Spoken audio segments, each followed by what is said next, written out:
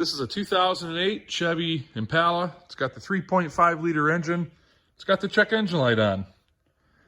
Quick scan shows two codes, a P0449 vent solenoid control circuit, that's for the evap system, and then the P0300, that's just a misfire code. We're going to ignore that one for right now, and we're going to address the P0449. So let's test this vent solenoid and fix this car.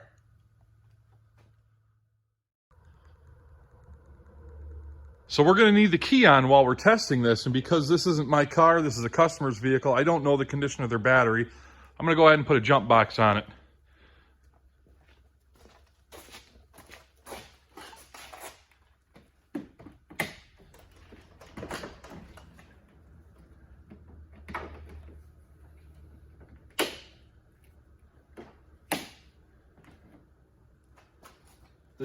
The jump box just ensures that the vehicle's battery won't go dead while the vehicle's in the air while we're testing and fixing it. Right, Penny?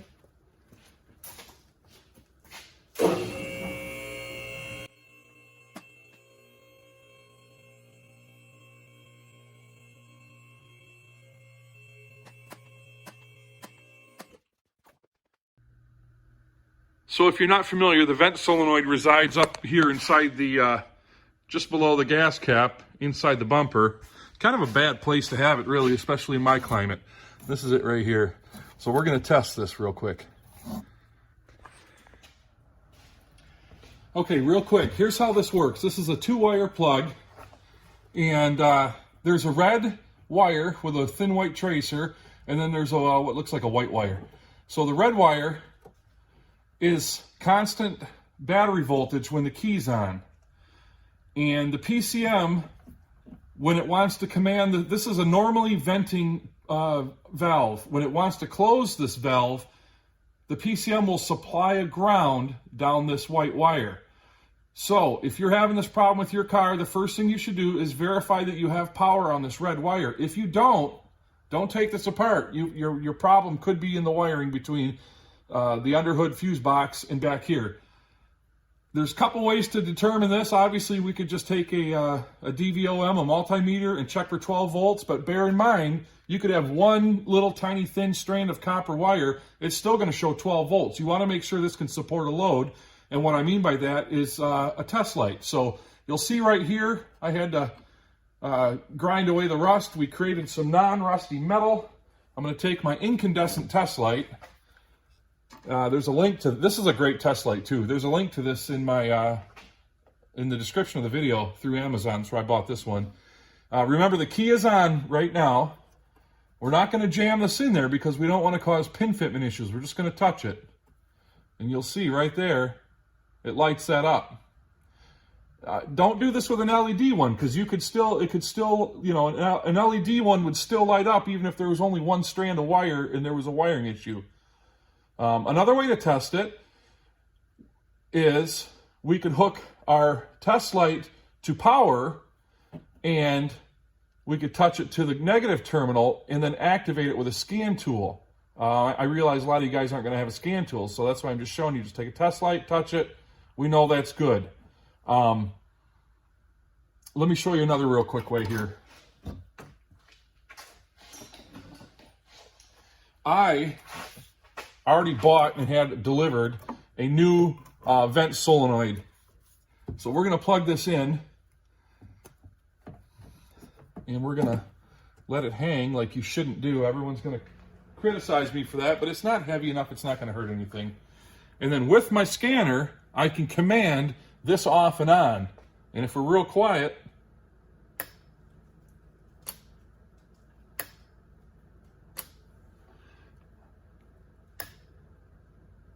you can hear that clicking.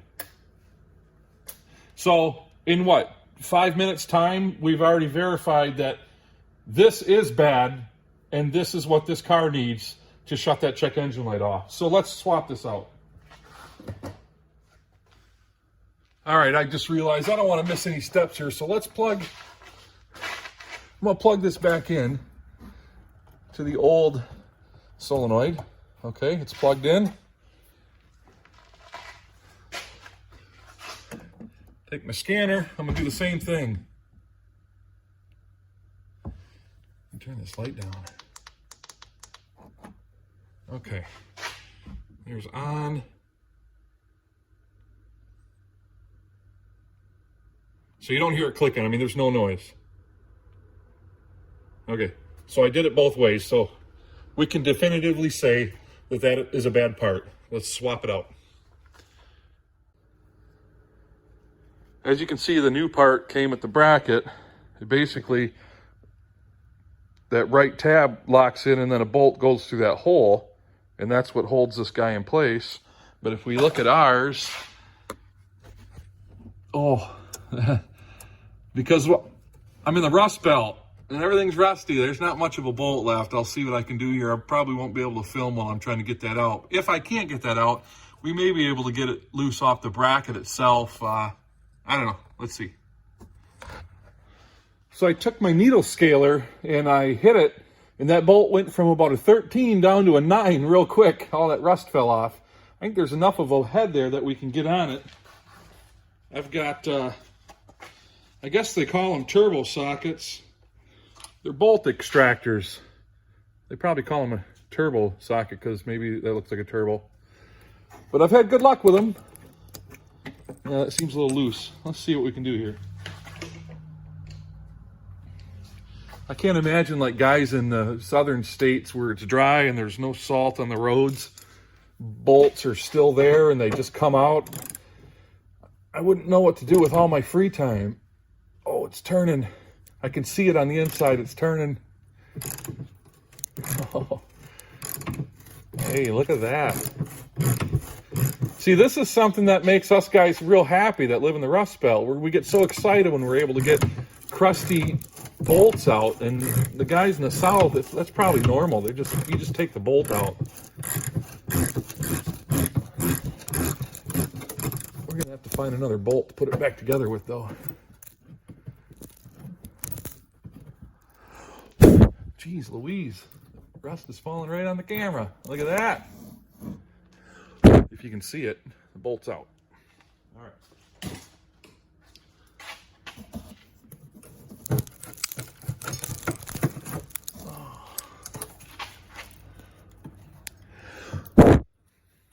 One thing I did do before I started messing with that bolt, just to give myself a little room, I just cut the hose off. I cut the hose off so it wouldn't be in the way. Okay, this is the end of it right here, the plastic hose that goes up to the canister. I cut that off. Here's where it hooks in. It just slides into this rubber. Oh, there we go.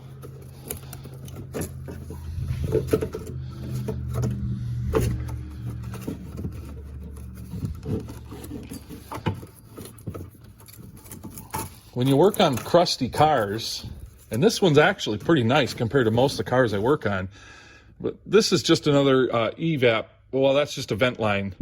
But, you know, you see how rusty this line is right here, and a lot of times you'll bump it, like if it's a fuel line or something, or a brake line, you'll just bump it and it'll start leaking, and then you're calling the customer and replacing more parts. Okay, let's put our new one in. So I was just about to throw this old part away, and I wanted to share this with you guys real quick. Look right there. It rusted on the inside and broke. It busted out. I mean, if we could have saw that, we couldn't see that, but if you could see that, there's no need to even test it, really. I mean, you're going to know this part's bad, but that is something, huh?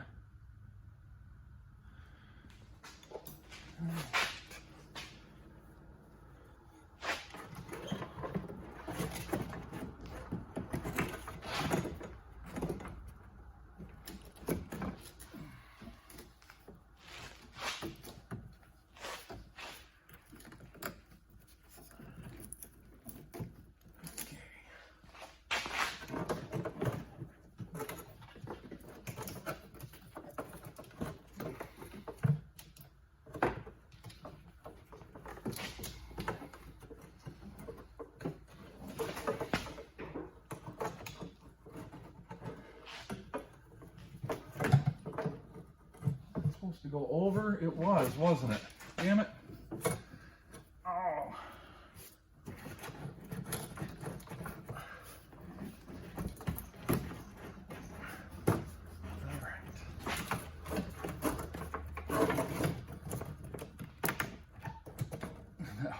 apart. That's nice. That's nice.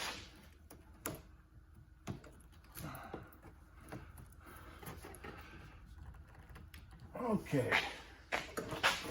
Important to run the hose right the first time. All right.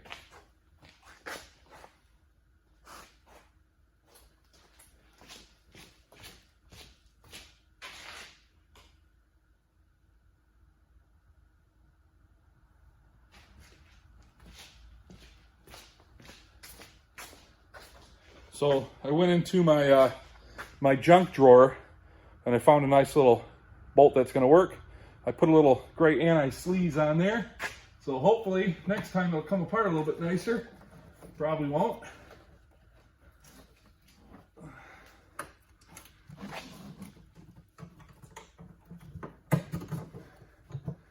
Now, where's the hole?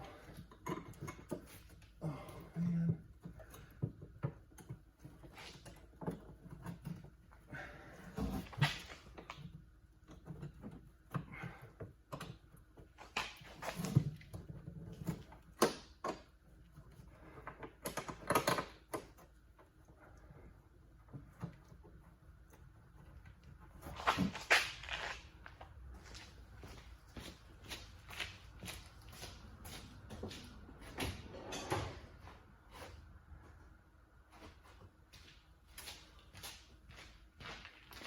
So in case you were wondering, I made a joke when I said the rust went from a 13 down to a 9. It's supposed to be a 10 millimeter, but rusted bolts swell up. And then when you knock the rust off them, they become smaller than what they were before they rusted. So if anyone's curious, this bolt is a 10 millimeter.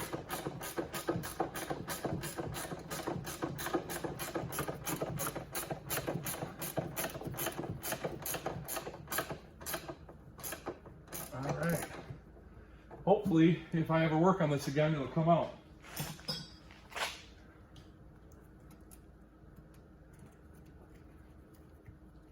I'm not sure why they give you this extra wire, but I'm gonna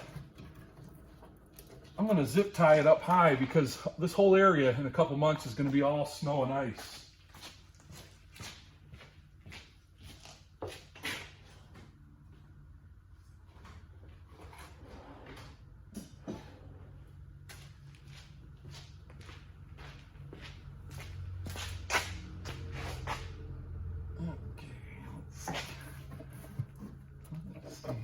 Just do this and then run the zip tie all the way around.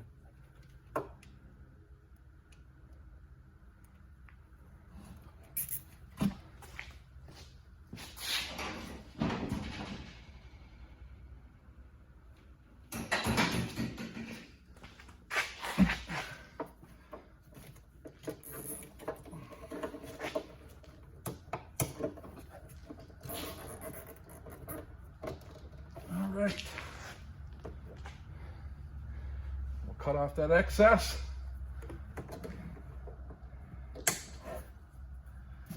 Okay. It's important after messing around with it, trying to get it mounted, to make sure that the rubber hose is slid over the plastic hose, and we're in business here. Oh,